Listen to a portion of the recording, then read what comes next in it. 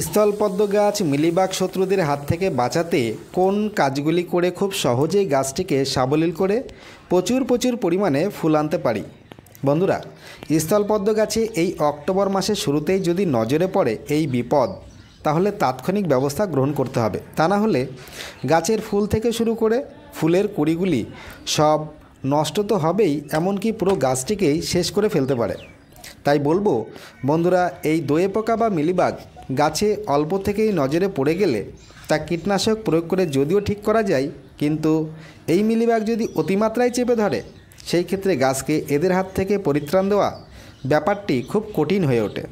তাই এই রকম অবস্থায় এদের হাত থেকে গাছকে বাঁচিয়ে প্রচুর পরিমাণে ফুল পেতে গেলে যে কাজটি করতে হবে তা জেনে নেওয়া যাক আজকের এই ছোট্ট ভিডিও থেকে। বন্ধুরা, স্থলপদ্ম গাছের প্রতিটি ডালের আগায় ফুলসহ ফুলের কুড়িগুলিতে কিংবা কুশি পাতায় অতিমাত্রায় মিলিবাগ চেপে ধরলে সেই ক্ষেত্রে ডালগুলিকে বেশ কিছুটা নিচ থেকে সম্পূর্ণরূপে এইভাবে কেটে ফেলে দিতে হবে। এইভাবে একে একে সমস্ত ডালগুলিকে কেটে ফেলে দিয়ে টবের গাছের ক্ষেত্রে অবশ্যই গাছে যে পাতাগুলি থেকে যাবে সেই পাতাগুলির নিচের দিকে কোনো মিলিবাগ রয়ে গেছে কিনা তা খেয়াল করে দেখে নিতে হবে। প্রয়োজন হলে সেই সমস্ত পাতাগুলিকে কেটে ফেলে দিতে হবে। এবার ডাল কাটলে অবশ্যই সেখানে তো ফাঙ্গিসাইড লাগিয়ে দিতেই হয়।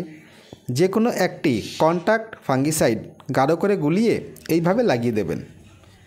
আর এই সমস্ত কেটে ফেলা পাতাগুলি সহ ডাল সব গার্ডেন থেকে দূরে ফেলে দেবেন, নতুবা শুকিয়ে পুড়িয়ে ফেলবেন।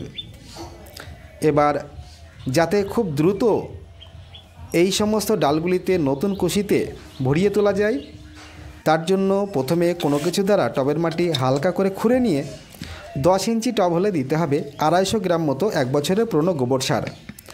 তার সঙ্গে সমপরিমাণে দিতে হবে ভার্মি কম্পোস্ট, আর দিতে হবে 30 গ্রাম মতো বাদাম খোল, আর দেবেন 1 মুঠো তৈরি করা লেদার মিল মাটি, সঙ্গে 1 চামচ ছিটিয়ে দিতে হবে ফোরাডন, যাতে কেঁচো শামুক কোনোভাবেই উৎপাত করতে না পারে। আর দিতে হবে 10 থেকে 15টি দানার ডিএপি সার, সঙ্গে রাখতে হবে 1 চামচ মতো জিঙ্ক সালফেট। এই জিঙ্ক সালফেট টবের কিনারা বরাবর ছড়িয়ে দিয়ে সঙ্গে পরিমাণ মতো হাড়গুঁড়ো, শিংকুচি, নিমখোল দিয়ে সমস্ত খাবারগুলিকে মাটির সঙ্গে ভালো করে বেশ কিছুটা সময় দিয়ে মিশিয়ে নিতে হবে। এবার পারলে 1 লিটার জলে 3 গ্রাম অনুপাতে যে কোনো একটি কন্ট্যাক্ট ফাঙ্গিসাইড ভালো করে মিশিয়ে টবের মাটি ভিজিয়ে দিতে হবে। সেই সঙ্গে কিছুটা জল স্প্রে বোতলে ভরে গাছে স্প্রে করে দিতে হবে। তাহলেই গাছটিতে দ্রুত শাখা প্রশাখা তৈরি হয়ে প্রচুর পরিমাণে ফুল এনে দেওয়ার ক্ষমতা তৈরি হয়ে যাবে।